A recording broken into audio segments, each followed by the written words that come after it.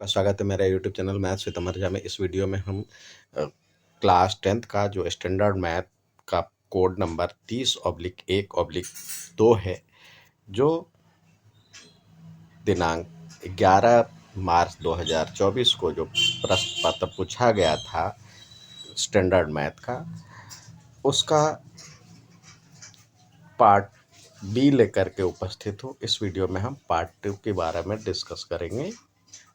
यहाँ पे 21वां सवाल जो दिया हुआ है, diagonals of A C and B D of a trapezium A B C D. तो देखिए, ये ए बी सी डी एक ट्रेपीजियम है जो ओ पे इंटरसेक्ट करता है और दिया हुआ है डी सी ए बी और डी सी पैरेलल है और कह रहा है D O by O B is equal to 1/2। Then show A B is equal to 2CD। तो सबसे पहले हमें कन्ग्रुएंसी प्रूफ करना होगा। तो कन्ग्रुएंसी के लिए इसमें देखिए दो ट्रेंगल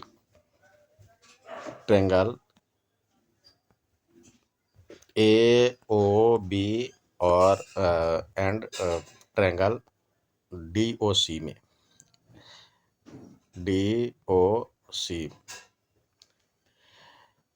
यहाँ पे देखिए, ये और ये वर्टिकली अपोजिट एंगल हो जाएगा, यानी angle A O B is equal to angle C O D या D O C O D, ये वर्टिकली अपोजिट एंगल। और एंगल, ये एंगल इसके बराबर, ये एंगल इसके बराबर, क्योंकि ये जो है पैरेलल है। तो लिख सकते हैं angle D O C O B A is equal to ये एंगल इसके बराबर एंगल ओ डी सी और angle O A C B O A B is equal to angle O C D. ये हो जाएगा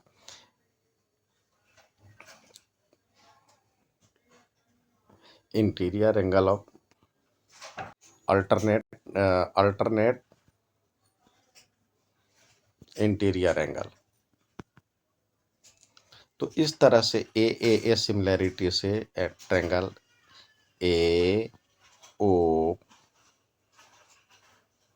बी जो हो जाएगा सिमिलर हो जाएगा ट्रेंगल सी ओ डी के by A similarity.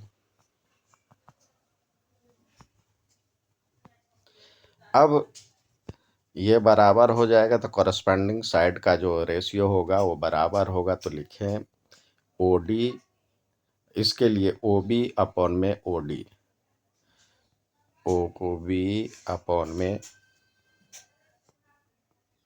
O D बराबर में ओ बी, यानी इसका करस्पॉन्डिंग साइड, या ऐसे भी लिख सकते हैं ओ बी अपॉन में ए बी बराबर में इसका जो करस्पॉन्डिंग साइड होगा ओ डी अपॉन में सी डी। अब यहाँ पे लिख सकते हैं सी डी अपॉन में A B, C D upon में ए बी, यानी ये इधर आ जाएगा, और बराबर में ओ डी अपॉन में ओ बी। अब इसकी वैल्यू आपको दिया हुआ है यहाँ पे 1/2, तो बराबर में 1/2। तो इस तरह से 2CD बराबर में हो जाएगा ए बी, यानी ए बी बराबर में 2CD। यही प्रूफ करना था। प्रूफ। नेक्स्ट देखते हैं, यहाँ पे दिया हुआ ये प्रूफ करना है, तो ये तो बच्चे आसानी से कर सकते थे। चलिए फिर भी इसका अपोजिट मान लेते हैं। यहाँ पे late 5 minus 2 root 3 is an irrational number. Rational number is a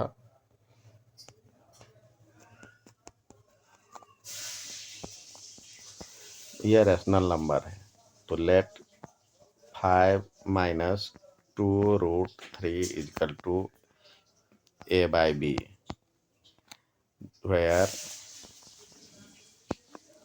a or b is not equal to 0 or co-prime integer।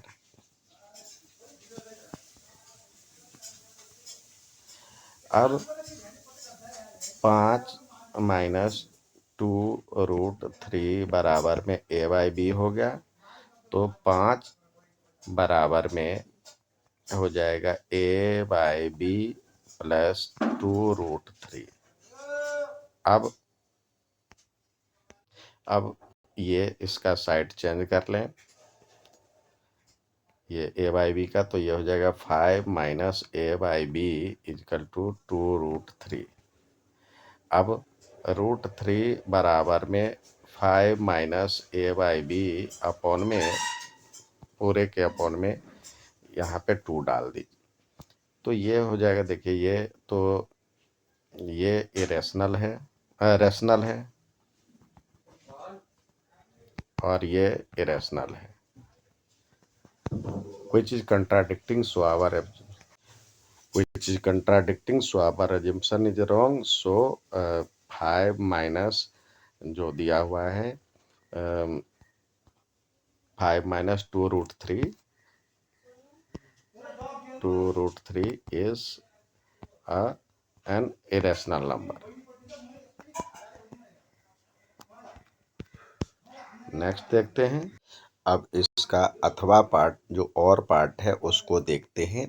तो यहाँ पे दिया हुआ है जो कि ये कंपोजिट है या क्या है ये पता करना है। तो देखिए नंबर है 5 × 11 × 17 प्लस 3 × 11। तो इस दो टर्म है इसमें।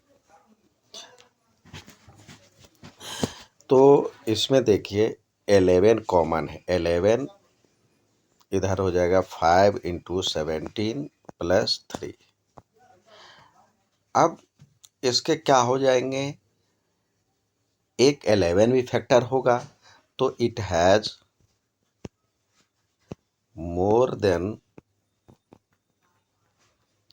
2 फैक्टर, यानी 1 और इटसेल्फ के अलावा एक 11 भी फैक्टर है, 2 factors. So given number is composite. Next देखते हैं।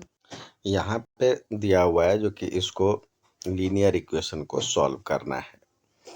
तो जो सवाल है, दो इक्वेशन है, 2p + 3q = 13 है, इसको इक्वेशन 1 मान लीजिए।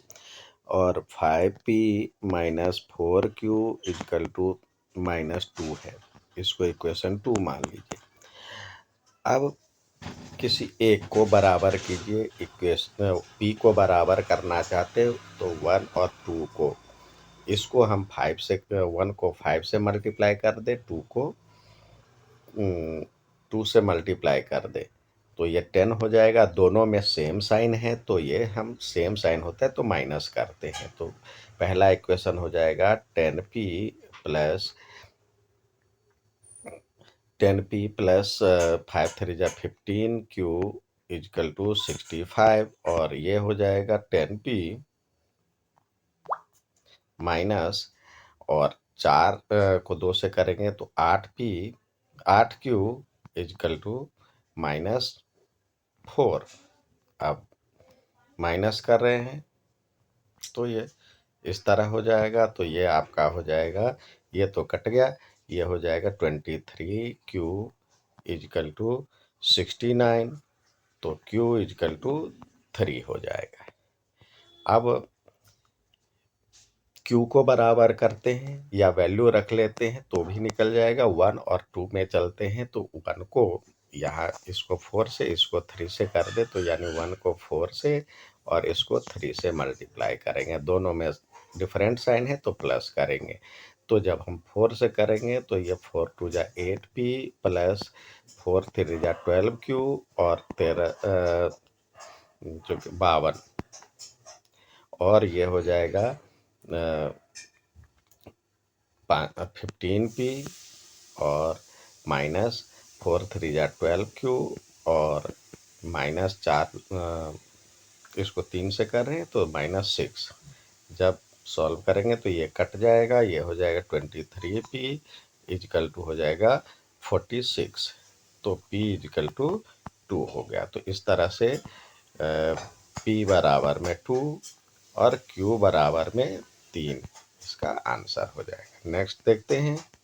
यहाँ पे कह रहा है इवेलुएट, इस का वैल्यू निकालना है। तो सबसे पहले हम यहीं पे वैल्यू पुट कर देते हैं। तो देखिए 2√2 और cos 45 डिग्री की वैल्यू होता है 1/√2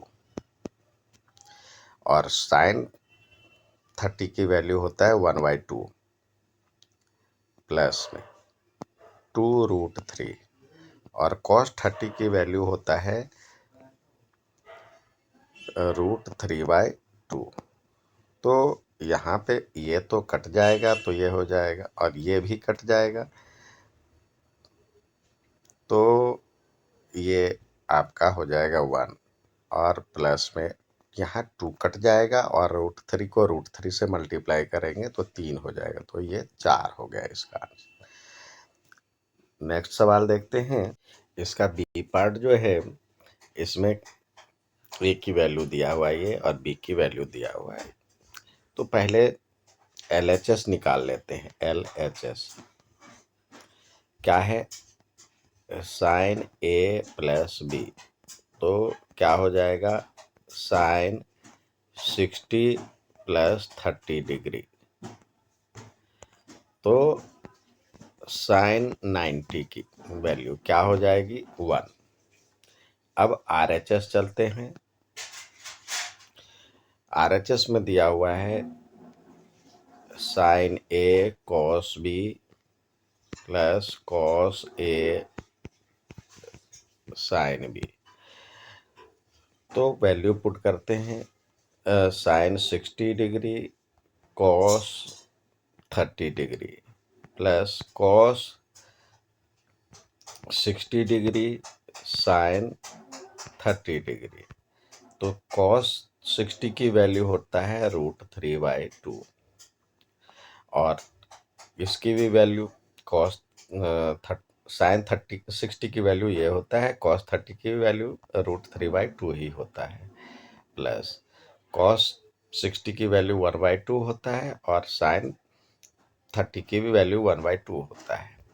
तो इस तरह से हो जाएगा 3/4 प्लस 1/4 जो LCM लेंगे तो 3 + 1 हो जाएगा तो 4/4 यानी वैल्यू आ जाएगा 1।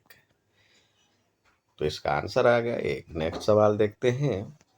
यहाँ पे कह रहा है in a pack of 52 playing cards 1 card is lost. एक कार्ड 52 कार्ड थे, एक कार्ड खो जाता है।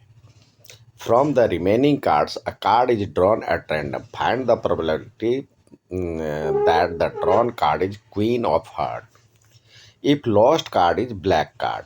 एक कार्ड जो खोया था वो ब्लैक कार्ड है। तो लॉस्ट कार्ड क्या था? ब्लैक। तो अब क्या हो जाएगा? टोटल कार्ड क्या हो जाएगा? 52 में से एक कम हो गया यानी 51 और queen of heart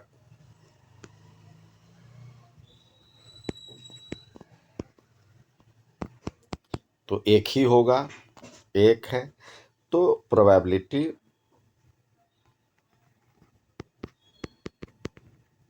of queen of heart जो होगा 1/51 हो जाएगा इसका आंसर।